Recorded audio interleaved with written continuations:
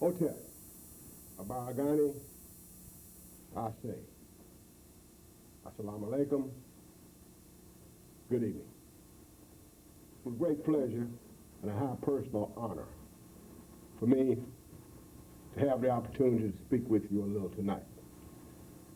First of all, I seek permission from our elders to move forward, which is tradition of African people, tradition that has marched through the annals of time with us. And with respect to that tradition, I seek that permission. Having been granted that permission, we now speak again to bring greetings from the UALA, United African Liberation Alliance. Let's for a moment talk about what UALA is about. This is an organization that's formed as a result of the dedication to the African struggle by our great Chairman Oglesby and myself. After countless hours of discussion, observation, and analysis, it became abundantly clear that we have a number of scholar warriors that are researching and bringing information, the truth about the African origin and the actual history of our people. And there are many dedicated people who are out on the fields and the highways and byways of everyday living, trying to find a path and apply these lessons. But nowhere without a firm place, an organization that had as its basic precept the compilation and dissemination of the actual history and accomplishments of our people. So Chairman Oglesby and I came upon the idea of bringing such an organization together solely for the purpose of providing information from Africans, for Africans, by Africans, to Africans. Information which has as its basis the ultimate liberation of our people. Thusly, the UALA was brought into existence. And to that end, and in keeping with that precept, all those precepts, we come to you tonight. Upon the urgings of the chairman, we decided that tonight I would come to you as a speaker of this organization to speak to you about a subject that is near and dear to us, and one that I hope is near and dear to all of us as African people. And that is, I guess for lack of a better topic or a better examination or name, we'll go with what Dr. Du Bois talked about in the latter part of the 19th century, our duality, our two-ness.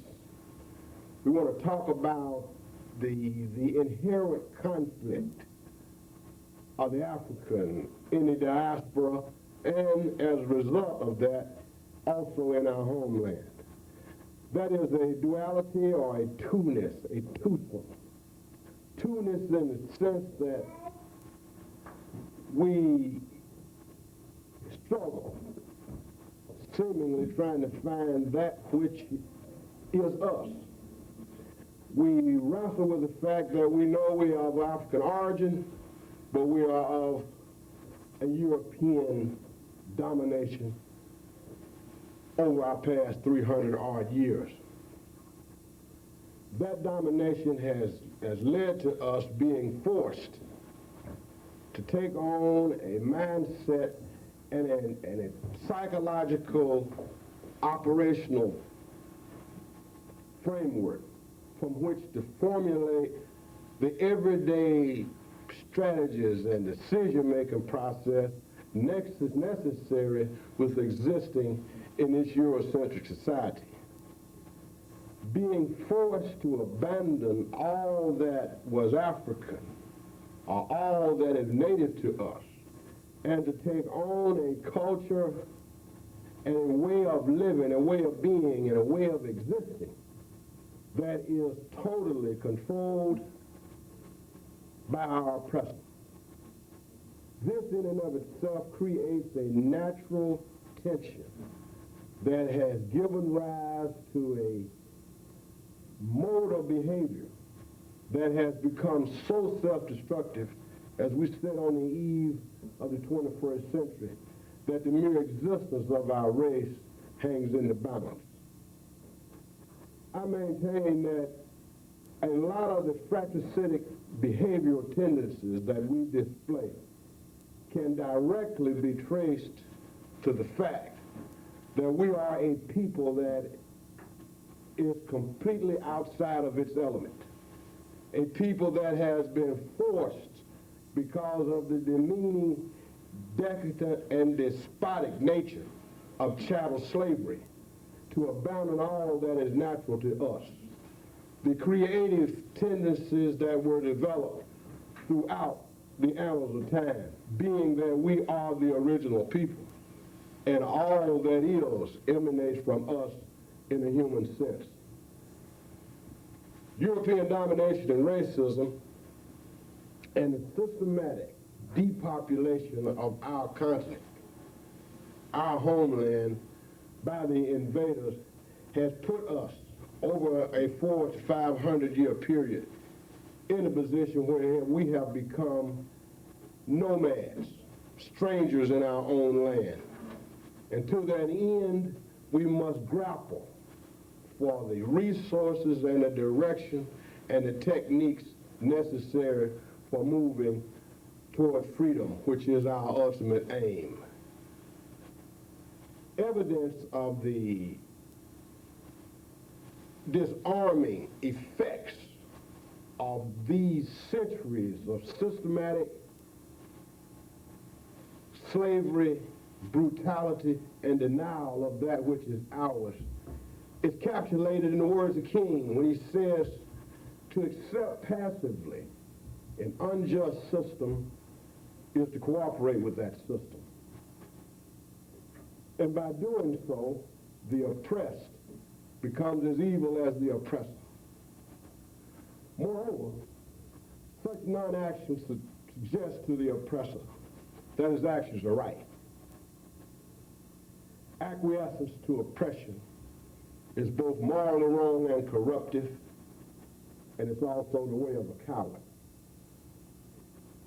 These are words that ring true by every objective measure when we attempt to understand how we could, at this point in human history, be passive and laid back when we consider the state of Africans both at home and in the diaspora. As we awaken each day in our lives individually, nowhere on this planet are Africans allowed the free expression of life and pursuit of all that his given talents would allow you to attain. We have been reduced to a group of struggling individuals that have had to take on the ways of the oppressor in order to show our self-worth and enjoy whatever measure of prosperity, real or imagined, we may enjoy. We have been forced to disavow all that is African, all that is native, if we are to prosper under this system. Case in point, we have in America many organizations, so-called leaders, so-called provocateurs of freedom, the people who are in charge, both organizationally and individually, were speaking for the African body.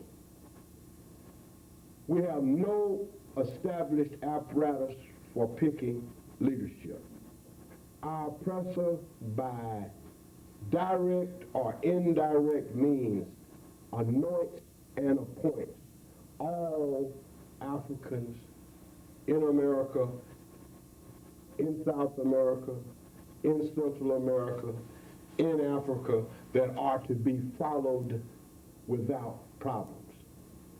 And they are determined or picked proportionately with their willingness to sign on to the premise or the paradigm that is the furtherance of European domination and white supremacy.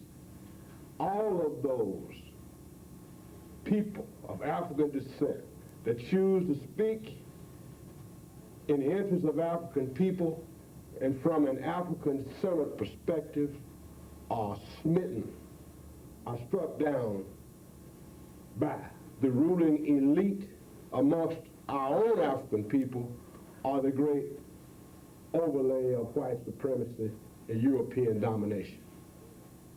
We are trained and miseducated in an educational system that gives no credence to the accomplishments of Africans, and at every juncture resists any and all attempts to set the record straight with regards to our accomplishments and all of the information that tells us who we are. This in and of itself speaks to the grand scheme and conspiracy that we have been subjected to.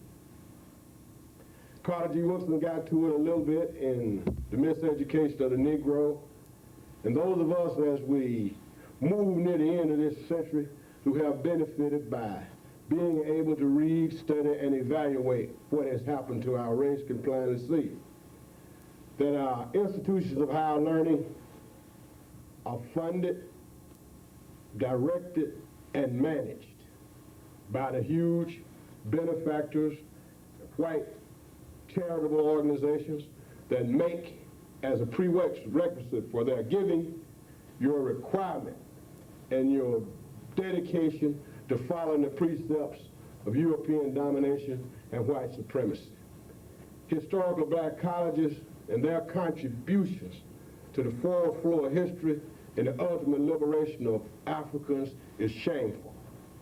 Shameful in the sense that they are afraid to even deal with the subjects that we are attempting to talk about tonight for fear of losing their funding. And as African people, we must realize that we must take our liberation and our struggle for freedom out of the pockets of the oppressor. The duality or the two-ness that Du Bois talks about speaks to that which is natural and African to us, and that which is European and Western, which the conqueror, the enslaver, has made a prerequisite for success here. Everywhere that we look, so long as you are performing in keeping with what the suppressor assigns as your place in this system, you are able to be rewarded accordingly. But the very minute that you speak from an African-centered perspective, or begin to talk or seek to live your life in a way that's in the best interest of you and your people, then the problems come tenfold.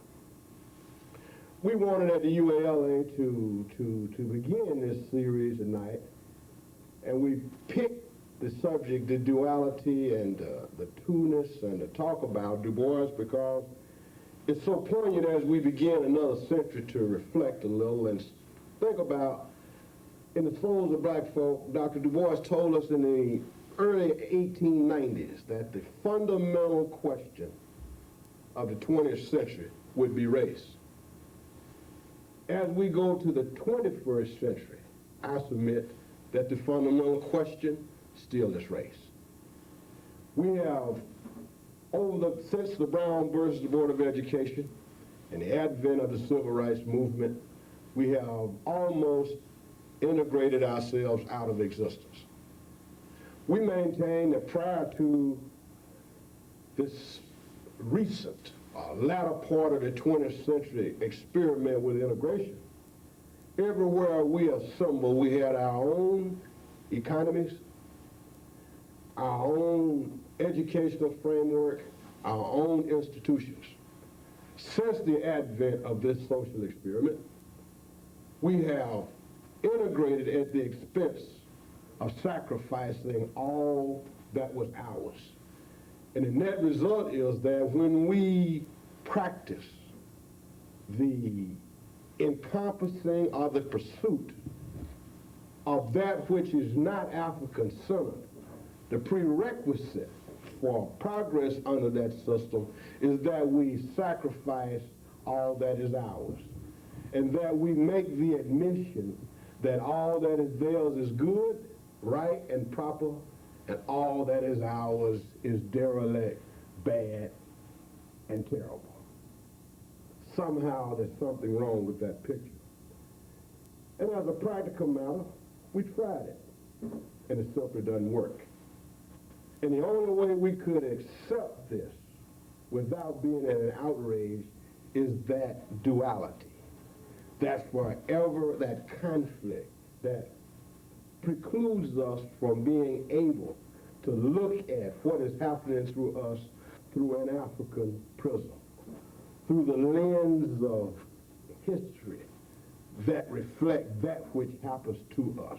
And that reason for that is that we have not been allowed by system, but not taken advantage by personal desire to do that which is natural to us. Fanon calls it vulgar careerism.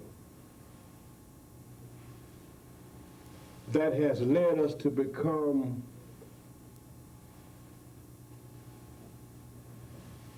caricatures of Europe.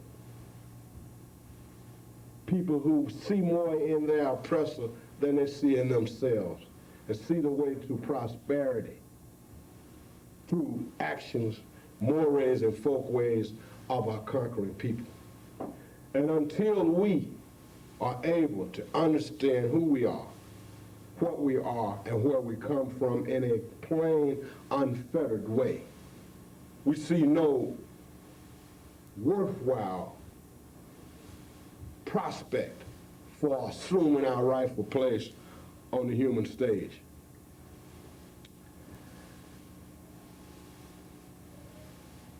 The confusion inherent in one trying to be two things instead of one speaks to the weakening and hybrid nature and impurity of something. Our inability to zero in on that which is ours to pursue. And until that one concept has been adopted, evaluated, and clarified, we see no way possible for us to sustain the kind of effort necessary for our people to free ourselves and take that which is ours and return to the leadership position that we once held and so richly deserved in the human family. And that can only be done by understanding what has happened to us and finding what we need to do to formulate the plans necessary for eliminating this. This has to be done by us stepping back and evaluating the fact that we have to establish a leadership framework, an organization or a concept that would allow us to have the kind of private discussion amongst ourselves, determine the parameters, and elect, appoint, and anoint our own leaders, free of interference, free of direction, and free of the acceptance or rejections of outsiders. This, however simplistic it may sound, seems to be the overarching missing factor in our being able to formulate workable plans for our freedom. And it's by design that this happens. So as long as our leadership can be given to us by those who seek to oppress us, then our direction is always skewed, and we never have a plan that has not been evaluated or tipped off to our enemy far in advance of what would be practical or profitable to us. At every juncture, we find ourselves demeaned and restricted by the absence of quality leadership and direction.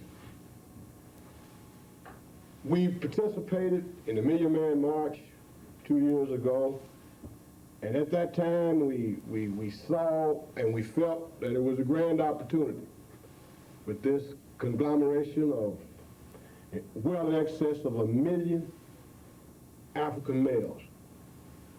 We coming together for the purpose of trying to search for that which is African and that which binds us and puts us together and gives us a chance to practice the kind of cooperative ventures that are in our best interest. And again, we were sidetracked and did not reap the full benefit of what our hope and dream was that was the onset of. My gut feeling is that any movement that will be lasting and produces and has the potential to produce that which the African body needs for freedom and liberation cannot be theocratically based. It cannot be based on either of the modern prominent religions, neither Islam or Christianity. Not because there's anything wrong with the religions per se, but because they are both religions that were introduced to us by invaders, conquerors. And it seems patently crazy or unwise for a people to seek freedom remedy by the spiritual and philosophical precepts of our conquerors. For we must understand that the blood of over 100 million Africans lies on the hands of both Europeans and Arabs that practiced and introduced Islam and Christianity to us. We have to go back to practicing those moral and philosophical precepts that were ours prior to our contact with any and all non-African people.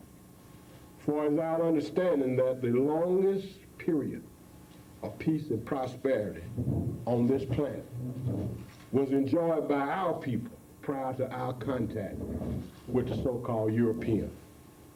And for him at this point in history to disrespect and treat us in this way is evidence of his inability to show any interest in humanity. For we live this high level of civilization at a time before he had ever made a shoe, or as Dr. Clark says, slept in a house with a window. So it's the ultimate insult for him to call us the third world, when in reality, we are the first world, and he is the third world. For he is out of order, and we need to call him to task for that. But it is virtually impossible for us to do that until we get a sound, fundamental understanding of self. This understanding can only be gotten if we pursue it in a way that we have to understand that African must be the center of our lives, and African-centeredness is troubling at this point, at the end of the 20th century, that we have Africans or people of African descent that resist the name Africa, resent being referred to as Africans, simply because we do not understand where we are and how we got here. And it again relates to the two-ness, the duality, the confusion associated with being forced to act and to be something or somebody that we simply are not.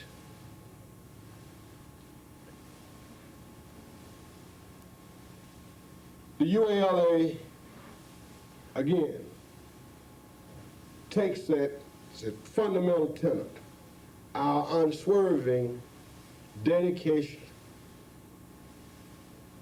to insisting that the factual history of our people be disseminated in as widely a fashion as possible. For only through education, not training, mind you, it's important that we differentiate between the two, because at almost every gesture or juncture, what we refer to as education is training. The educational model in the Western world is formulated not as it was in the ancient African world, for thinking, individualized instruction, and for the furtherance of the human and intellectual spirit. The educational model in the Western world is for the furtherance of European domination and Western supremacy. If it were not, then our rightful place in it, there would be no objections to it. But as we know, this is a concept, an educational framework that feeds into what is necessary for this system to continue. To that end, we are forever trying to unlearn that which is bad for us. And it feeds into what Du Bois was talking about when he spoke to our two-ness. The only answer or remedy for this situation is for us to understand and know and get some feel for where we need to go. And the only way to do that is for us to pay for and pursue our own liberation and education. It is our sincere hope that this series will be the beginning of a movement to educate ourselves on a massive scale so that we can take the assets, the education, the training, and technical knowledge that we have and begin to use it for our liberation collectively, as opposed to being suckered into the European model that suggests that the brightest and best of us come with us, we'll reward you handsomely, do what you need to do for us. And in that, we will continue the perpetuation of European domination and white supremacy, which continues to use us as the whipping boy and as the economic underpinning for what is the most despotic system in the history of man. For it is us who to this very moment have been subjected to the longest and most debilitating and hurtful siege and denial of human dignity and freedom ever heaped on a group. But our strength, despite it all, is inherent in the fact that as we stand tonight, and as Africans all over the world stand in resistance, we continue to not accept it and to reject it and move forward as we eliminate these shackles from us. Okay. You can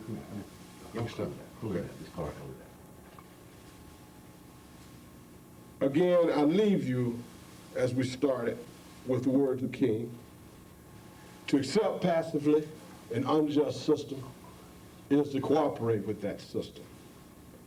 And by doing so, the oppressed becomes as evil as the oppressor.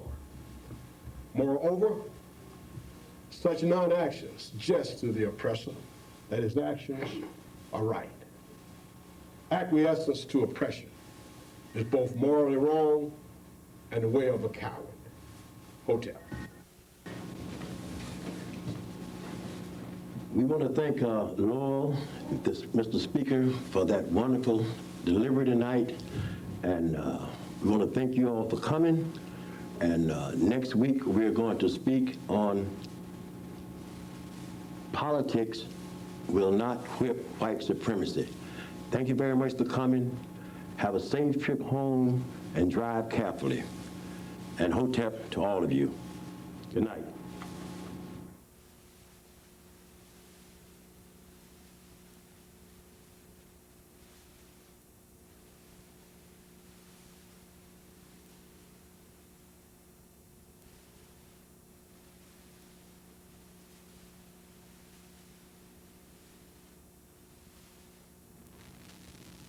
Hotep. Hotep. Baragani. Ashe. I want to take this opportunity to thank you again for taking some of your valuable time to spend it with the UALA, United African Liberation Alliance. This is another in a series of pet peeve addresses, as we like to call them, just as opposed to being formal lectures, we call them conversations, talks about things that are up front in the African struggle for liberation. Our mission is to be the information or awareness conduit through which Africans can get the data, the conversation, the information, the pictures necessary to formulate our liberation strategies for the ultimate freedom for all of our people. We are forever indebted to the wisdom and dedication of our distinguished chairman, Chairman Oglesby. And our thanks to him, for it was he and I who formulated the idea for embarking upon this undertaking. Tonight, we want to talk a little bit about politics not being able to whip white supremacy.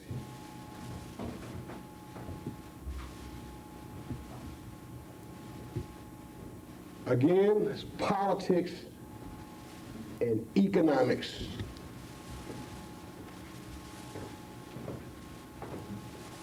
And their inability to whip white supremacy. We begin by understanding that we will be forever indebted to Dr. Amos Williams and Wilson, Dr. Amos Wilson and those of his ilk who have given us the necessary information from which we can begin to see what it is we need to do from an economic and political standpoint to see if we can move, as Brother Toure talks about, from the unconscious to the conscious state. Because there has to be a consciousness problem with a group such as the Africans in America that legitimately handle upwards of $400 billion per annum and are virtually impotent in terms of economics and politics in the American system. So that in and of itself, or on its face, answers the question, or speaks to the point that economics and politics alone can never whip white supremacy. We begin, not as Dr. Ben has taught us at the beginning. If he will allow us in this instance, we'll start now and go back to the beginning and come back. Those of us who have been on this African journey long enough to remember the open apartheid South have as a very firm benchmark, and that we can remember in our lifetime, 25, 30 years ago, down to the present moment, where there were no office holders, black, no African office holders, or people in high administrative positions in government and industry. We were in a segregated system. We were precluded by race, by skin color, by station in life from occupying these positions. During that time, we had, by force and by necessity, an African economy. We bought and sold things that were essential to our living. And our only things that we dealt with, the oppressive for, were those things which we had no capacity or no facility for producing or providing. Under that system, we were able to educate our children, provide food, clothing, and shelter for our families, and operate on a moral plane that was the envy of people, considering the unequal, unjust, and inhumane treatment that we were subjected to. Now, if we fast forward from that moment down to now, we live in an era where we have unparalleled blacks, African people in high places, in offices, and in jobs that when held by Europeans or non-Africans, being power, the real movers and shakers in the system. But for some odd reason, and I say that tongue in cheek, when we occupy the same positions, somehow it doesn't work that way. We have, as I said, mayors, state, local, and federal Congress members, city council people, school superintendents, college presidents, corporation board members, and every high position that was denied us as a result of race heretofore. And when we examine the plight of the average African, by every objective measure, we are regressing as opposed to progressing. So if politics was the answer, then by comparison, our problems in America would be over. So we call tonight for a re-examination of this prism, because we feel that somehow we've been tricked again. As opposed to strengthening the place for Africans, for putting the African body in its rightful place, to move forward so we can assume that which is ours, we have replaced that steady march that we had up until the advent of belief in politics. We forestalled that and traded that in for a ruling elite, a group of Africans that have come to the forefront in this race that encompass for the first time in our existence the same selfish, self-centered motives of our oppressor. And as opposed to using their positions for the furtherance of the African body, they are ingratiating themselves to the oppressor and using the dedication and strength and sacrifice of our forefathers to further enslave us as opposed to freeing us. So let's examine this closer. Everywhere there is an African control local unit of political government. There is mass flight, white flight, simply because whites refuse to be governed by blacks. The record is irrefutable. The only where there is white acceptance of black political leadership is when the whites disproportionately prosper. And the blacks' job is to do white folks' work better than white folks. Whenever black leadership attempts to wrong the despicable ills and evils of white domination, then he's drummed out of office, killed, imprisoned, etc. So the moral of the story is that you either cooperate or we'll take care of you. That is bad, but what's even worse, we spawn as a result of our misunderstanding and miseducation a group of Negroes, I refuse to call them Africans, who seek prosperity at the expense of our people and have as their only contribution for the luxurious lives that they live is that white folk, I can handle them better than you. So the net result is that this ruling class of elitist blacks, their only claim to fame is that they do white folks' work. They become the buffer, that misguided, talented tenth that Dr. Du Bois talked about and later spoke on and regretted.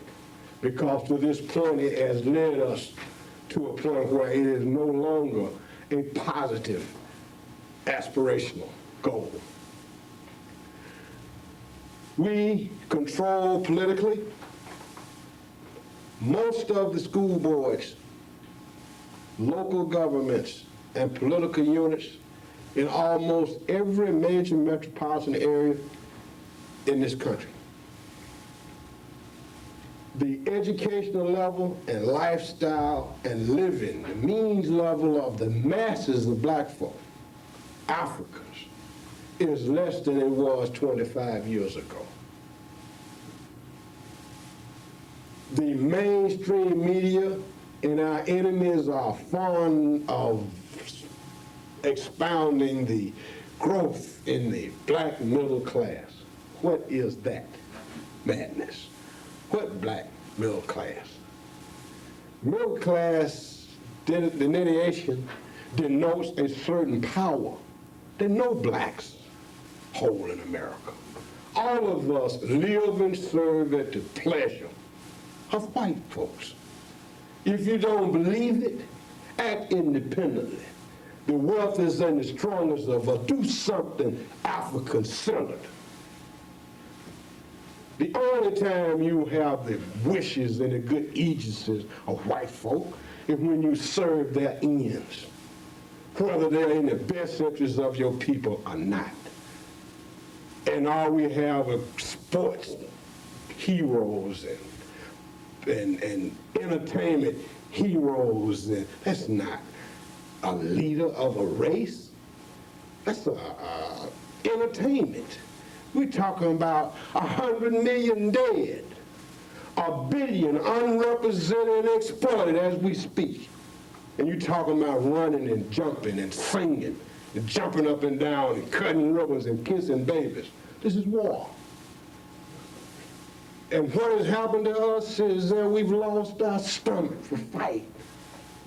It's a disgrace to be a member of the first group of Africans that threatens to leave the world worse than he found it for his people. Because we bought into a system. And now the only thing we find wrong with it, as Ron Bennett says, is our position in it. Given the opportunity, we are own slaves too. You can't be a capitalist. We have to practice capitalism because we have to. But you have to be against capitalism. To call yourself a capitalist is to speak to and embrace a system that made you a chattel slave. And when you espouse it and buy into it knowingly, then you become as evil and as despotic as the slave owner. Fanon calls us vulgar careerists with no sense of social commitment, obscene caricatures of Europe, pathetic imitators of our oppressor. It's a shame for those of us who've had the benefit of understanding to continue to practice this madness. Now we sit here so weak and impotent and corrupted that they are hauling our children, a whole generation of young black males, in jail for life. And we sit here and act on our hands and rationalize it away as we've learned from our oppressor. We'll sit down and make anything all right while they criminalize the most minor misgiving or misjudgment on the part of our youth and restrict their ability to have access to freedom and prosperity for the rest of their lives. And we become so intellectual and impotent that we won't even speak for our own. It's a shame.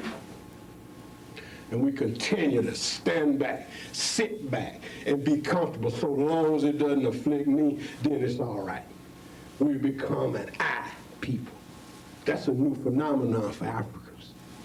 When we were a we people, there was no starvation.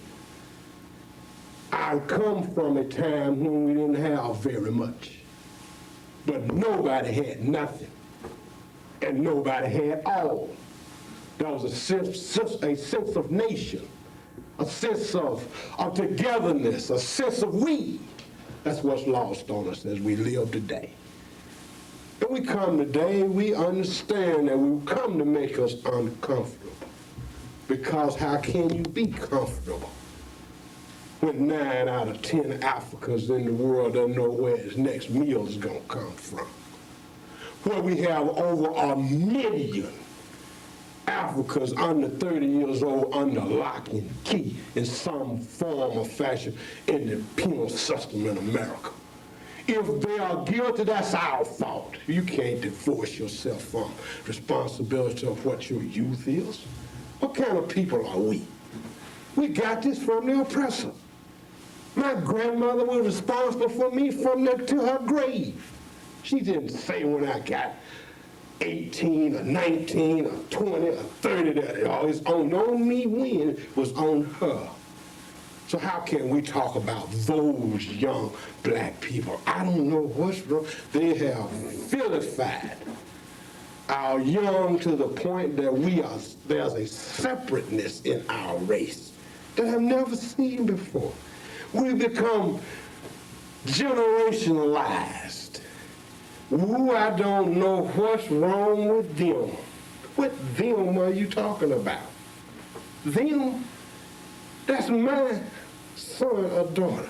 Your son or daughter. Give up, how can I? As long as there's blood in me.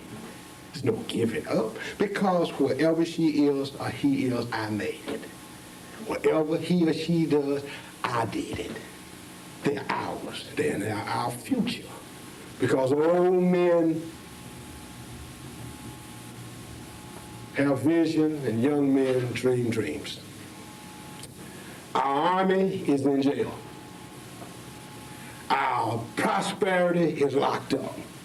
And we continue to play this Republican and Democrat foolishness as if there's a dime's worth of difference between either one.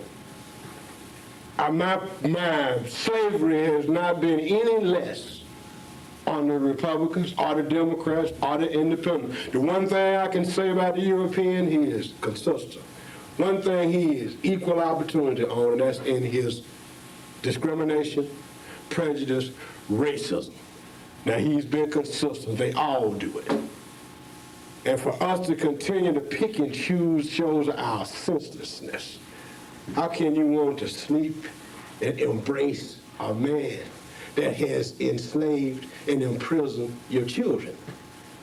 It's bad enough for what to accept passively an unjust system as it relates to you, but when you accept it as it relates to your women and children, where are we? What's wrong, Africans? We have to understand and know that it is nation time. It's time to get up and let's stop talking and let's do something. Now, let's talk about what do we have at our disposal that we can get this man's attention so that we can get him off us long enough for us to disregard him and move forward to do what we need to do. The first thing we must understand is we can't continue to spend our money with people that mistreat and disrespect us. The $400 billion that we have in this economy is the liquidity in the economy, because we've been so trained that they know that we're going to give it back to them before we get it, and we won't ever use it in our best interest. The best way to do it, if we take the $400 billion, it's okay, here's what we'll do. We're going to spend it with people and for things that are in the best interest of African people. That's all we need to do. And then you can see how fast he'll change his tune. But we've been suckered by that before. And once we did that, we let these bootlicking so-called pseudo-civil rights leaders who now occupy all the positions of high authority in the race, and now are not working for agents as agents of change for the race, but working for agents of oppression for their benefactors, the white and Jewish benefactors for which they work for. And they lead most of our organizations and institutions. It's time for house cleaning. And the first phase must be internal. We have to call our leadership to task and ask them, who are they serving, us or themselves, which we know the answer. But we need an apparatus. We don't need a million-man march to go somewhere and the leadership of the march go on a worldwide tour as if it's a bunch of rock stars. We want our preachers to go back to the pulpit and preach, if that's your calling. This is a non-sectarian movement here. This is a non-theocratic movement. We can't alienate people on denominational lines. So if our religion, this is no place for that. That's a personal matter. We need to start practicing those things that we practiced prior to our association with non-African people. We are being led spiritually and philosophically by two religious movements that we got from invaders. People who enslaved us. They brought Islam in the 7th century to Africa, and that's how we started this slave madness. That's the great error. Nothing wrong with Islam. If you choose, I'm not attacking the religion.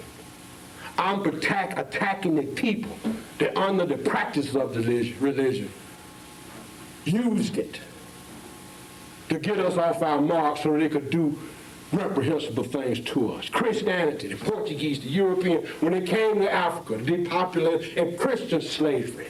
The blood of the African is on both of these major religions.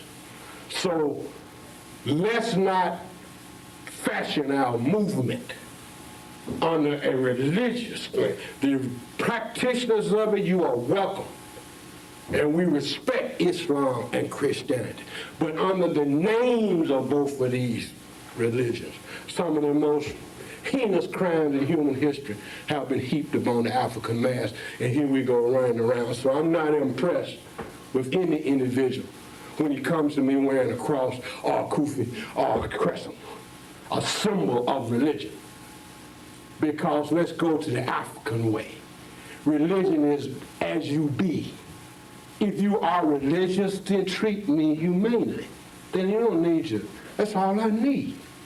And that's all we need. Because we know the kinds of sins that are being heaped on people in the names of these religions is blasphemous and disrespectful to the very religions that they say that they are members of. So we need to get a framework from which all Africans can come together, whether they are irrespective of their color, their height, their school, their fraternity, their denomination, their religion, their location, the size car they drive. There are too many things that subdivide us. So our need is to come together here and create a framework, an umbrella, a tent under which all African people are welcome. This factionalism is the greatest enemy to our struggle. And again, we want religion to be the moral compass from which we draw our strength and direction. We don't need it to be, because that is the most dangerous thing in the world in the hands of a scoundrel. And the empirical evidence suggests that there are many, many, many of our leaders of this ilk that are taking advantage for their own personal aggrandizement and prosperity. We need accountability. We don't need people that we never change leaders for them failing to lead us properly. All one needs to do is to put himself in a mass movement, make himself the leader, and here I go. Next time I see he's speaking for me. He does not speak for me. We need to have a framework from which we can decide where we want to go, how we want to get there, and who we want to take us there. Not wake up one day and have somebody send us somebody that you've never seen or heard before, or the same ones that we've been hearing and seeing all these years that have anointed themselves or been anointed or said, who are these people? All I know is time for us to be more accountable and hold people more accountable for what they do for and to and in the name of this race. The Honorable Marcus Messiah Garvey taught us that we needed a three-pronged approach as we pursued the nation-building course. He told us that we needed a commercial arm, a military arm, and a cultural arm. And we have, in our field of objective discussion, carefully skirted the military aspect of it, because that kind of militancy, that kind of conversation makes the oppressor uncomfortable. And you know, we are all still so afraid that we don't want to do anything to offend him. So we speak often of the commercial and the cultural arm, but we never talk about the military arm. And that is the principal component, because we are a people that have no capacity for dealing with people that mistreat us, be they African or non-African. And we must sit somewhere and talk about formulating a strategy that says to the world, you can't continue to sell us out and expect that we are going to continue to sit idly by.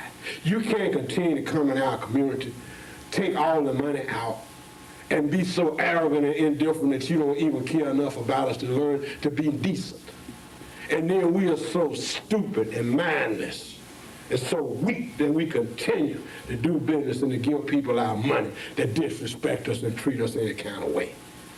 And we continue to support people that can run and jump high and sing loud and clear, as opposed to dealing with people who are talking about life and nation building, reclamation. And if I hear atonement, what do I have to atone for? I want reclamation. I want to reclaim that with mine. I haven't done anything to anybody. I'm the victim here. No atonement. Whatever actions I have that are improper, they are the result of 600 years of this kind of affliction and being taken advantage of. To be standing here clothed in my right mind is a major undertaking, and it's to no credit of theirs. It's the great African God and the great strength that lies within the African makeup that allows us to still be here. Nobody in human history could be here under these conditions after all we've been subjected to but us. So I don't need them to tell me what I need to do from a moral standpoint. He is bankrupt and incapable of talking about morality. The mere sound of it from his lips is so distasteful, I can't hear it. The biggest thug in the history of humanity standing around talking about what is moral and proper. He's incapable of even saying the word in a sincere fashion because his deeds nowhere reflect any degree of respect for morality at all. And yet we have bucking, just dying to be with him. To be with him.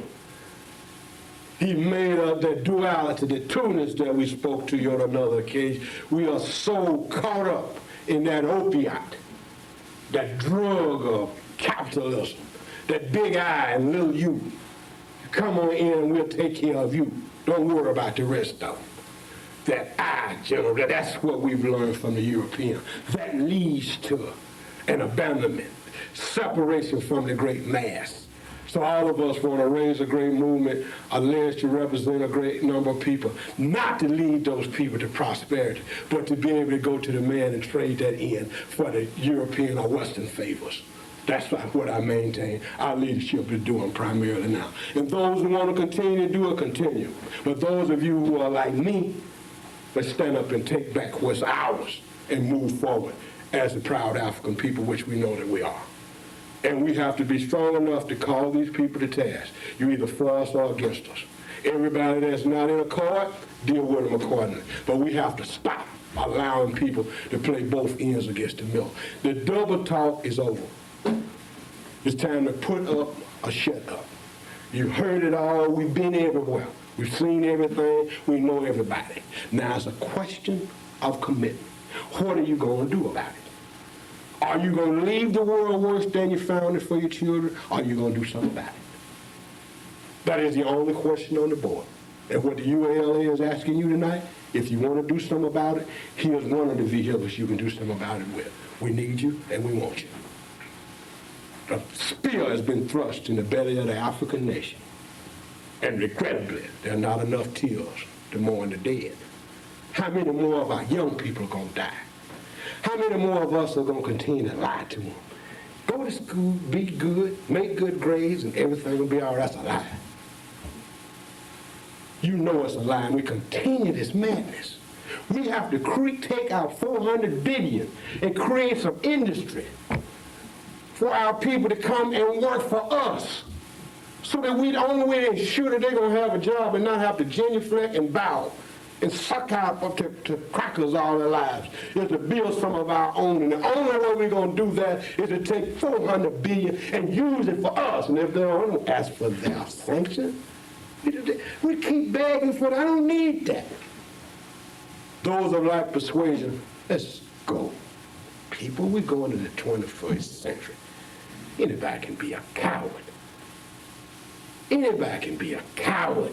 We're tired of genuflecting, bowing and scraping, worrying about how everything that we do is going to be perceived by them. Enough of us are ridden in their cars, slept in the hotels, rode in airplanes, played the golf courses, went to the big football games, wore their clothes and jewelry, ate the highbrow food. You can't wash it off. At the end of the day, they have their ways of letting you know that there's a ceiling. This is not for you.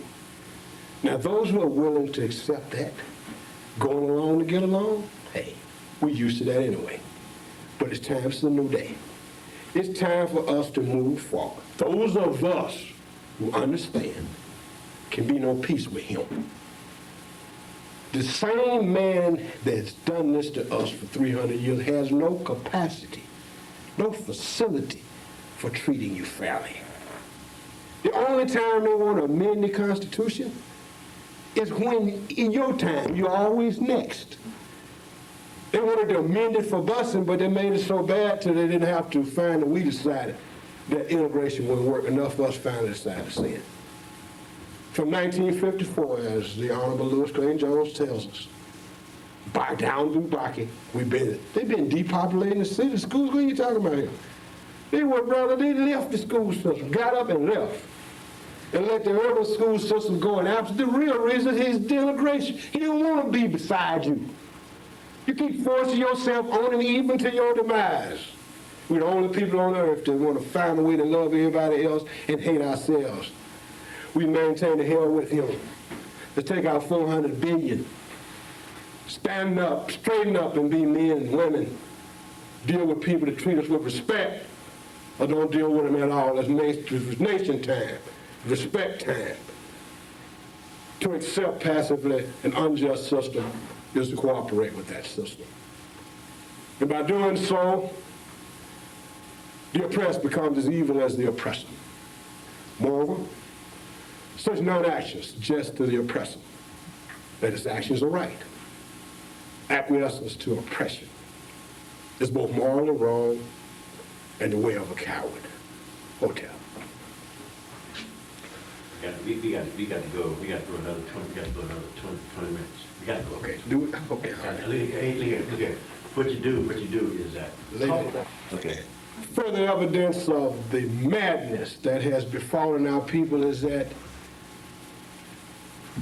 in early fall every year, our sickness is never more manifested than it is that foolish charade that we call the Congressional Black Caucus, where we flock to every year and spend $500 million, conservatively $500 million, to go up and fake and act like white people, like we really accomplishing something.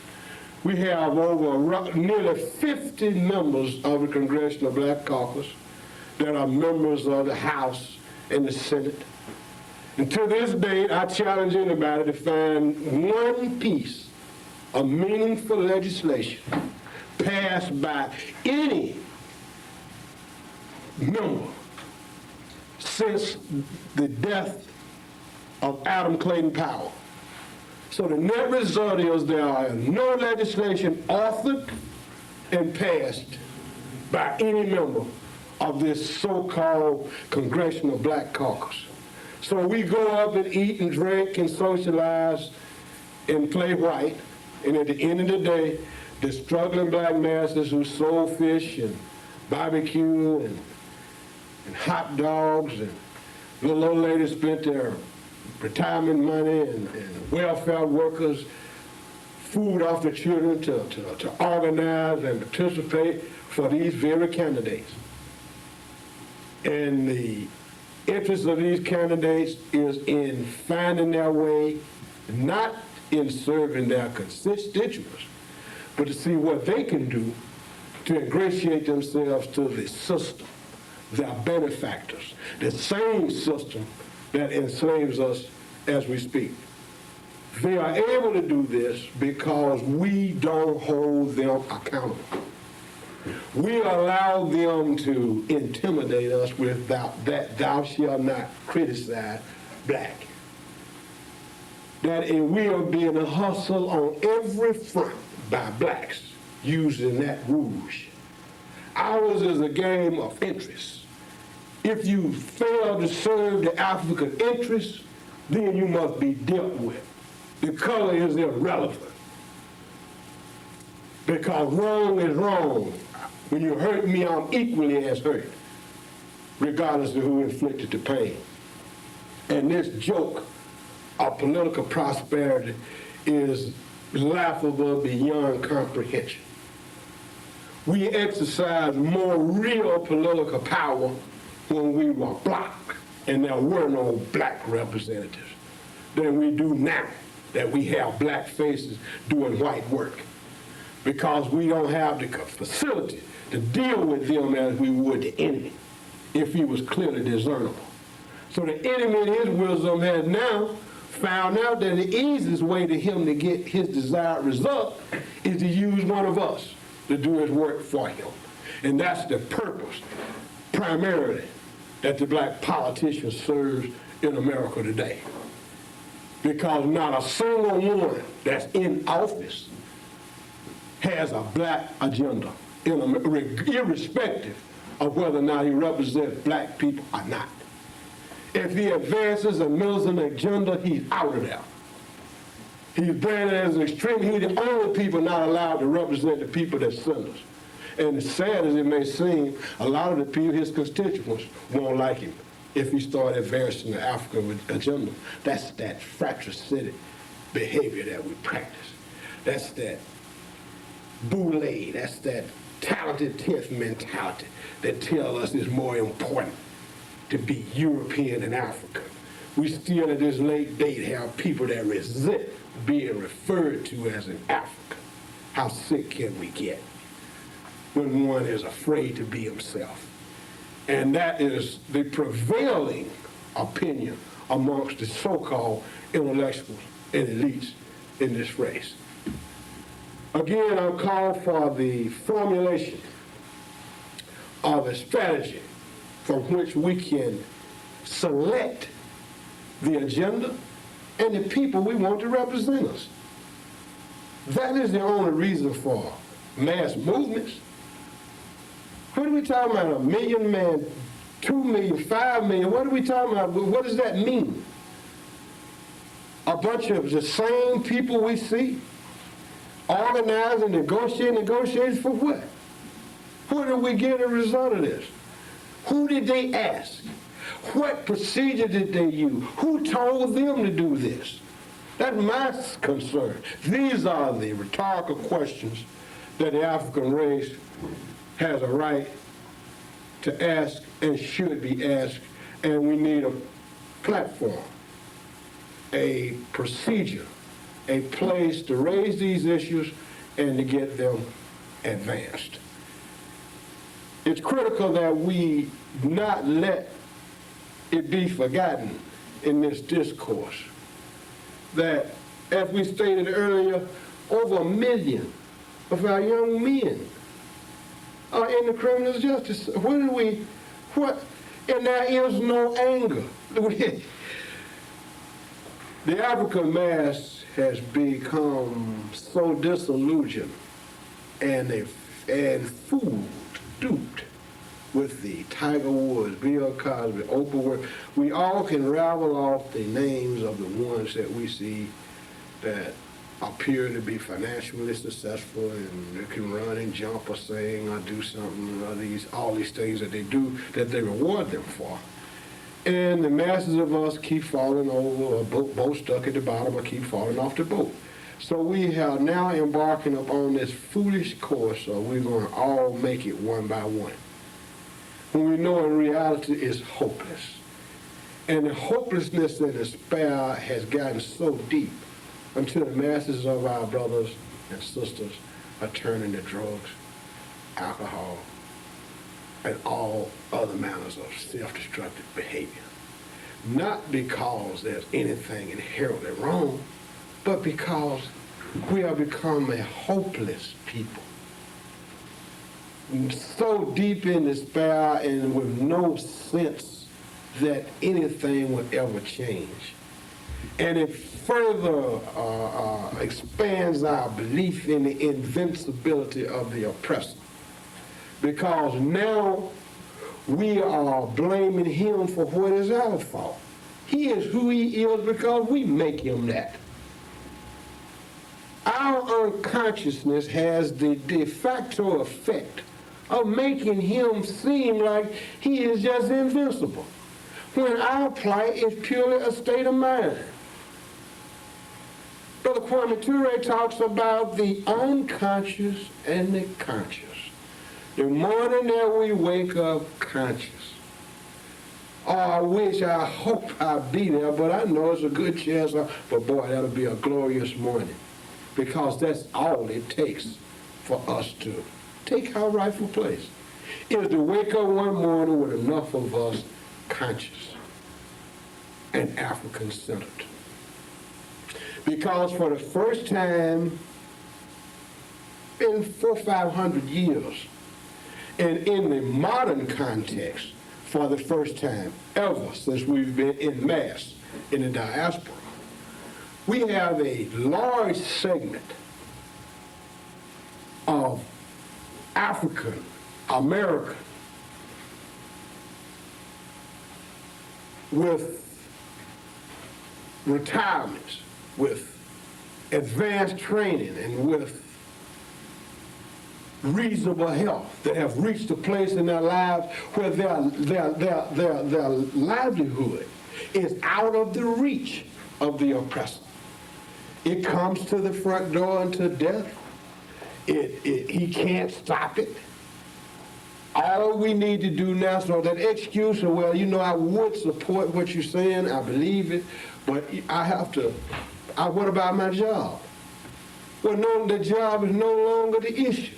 Well, what about now? We can't afford not to have this resource. The African nation needs this massive quantity of black minds and black wealth and black talent in order for us to do the things that we need to do.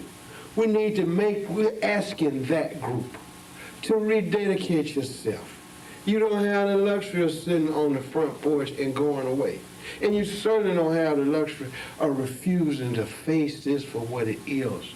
We need you to help rehabilitate, to help extricate, to help free our race. You have resources, you have talent. The only thing is that you have, and yes, I don't question the commitment, but it's misguided. We have to admit that we were miseducated, misguided, and misled. That's nothing to be ashamed of. The shame comes in your refusal to think. The writer said it's easier to believe than to think. That more than anything else is plaguing the African nation in this day. The day we start to think and then believe, then we'll start to move forward. Both of these, all the religions require us to believe and then think or not think. We have to be wary of anything that requires that one believe as opposed to thinking. I find no inconsistency with belief and thinking. And I'm leery of anything or anybody that requires me to, out of hand, to believe absence of reason. Because we know the writer also says that when the absence of reason, demons dance. Dr. Akbar talked about the redemption of the African mind. And politics. By whatever name you call it, politics, and we equate politics with power. That's why I say it can be no match for white supremacy. We have all politics was like religion. If holding political office and religion was the answer, then we would have no problem. We have more politicians than we need, and we the most religious people in the world. So we must be practicing the wrong policy, because power is the ability to project things in your own image and interest. And at this point in time, I see no evidence of us being able to do either. As we embark upon the millennium, it's imperative that we dedicate ourselves to not take this foolishness into the next century. We need to make the 21st century the African century. The redemption of the African. Notice I didn't say atonement, because again, I'm very sensitive to that term. Atone for what? Those things for which we need to apologize, we need to do it to ourselves. We need no public apology for what? We don't have the capacity to do nothing to nobody but ourselves.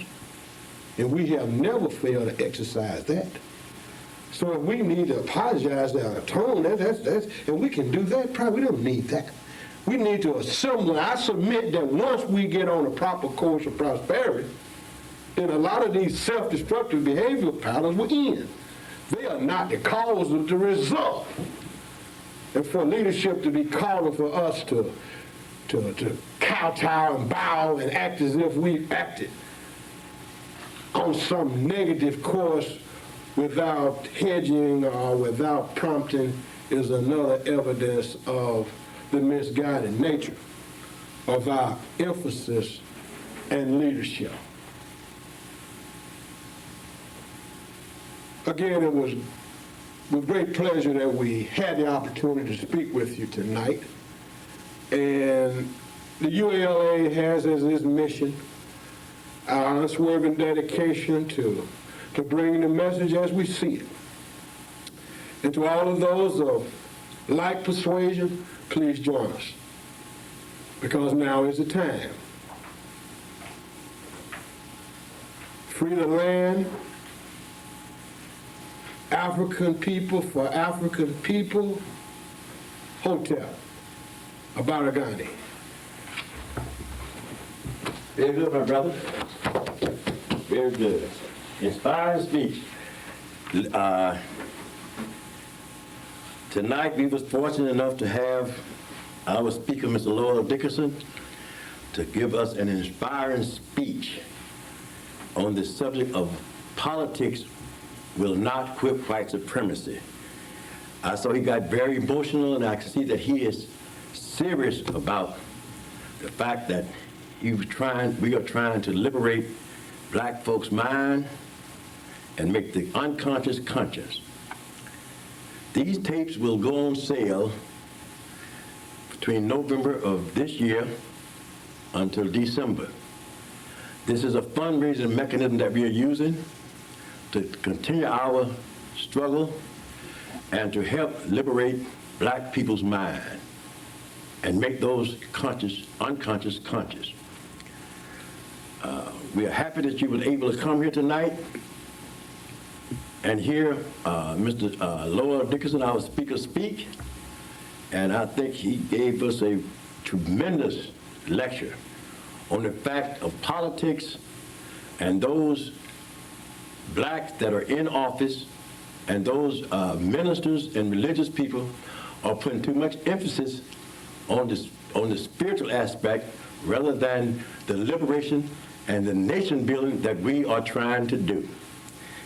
You can call 1-800-864-2399 and get these tapes, or you can write United African Liberation Alliance, P.O. Box 960-813, Riverdale, Georgia 30296. Again, thanks for coming, and we will have our next meeting approximately the 1st of November, because this is the second week in October. So please come out and see us next week. Next month. We will have probably a Dr. Naeem Akbar or Dr. Wade Nobles to come to our group again. Thank you very much, and have a nice evening. All right, man?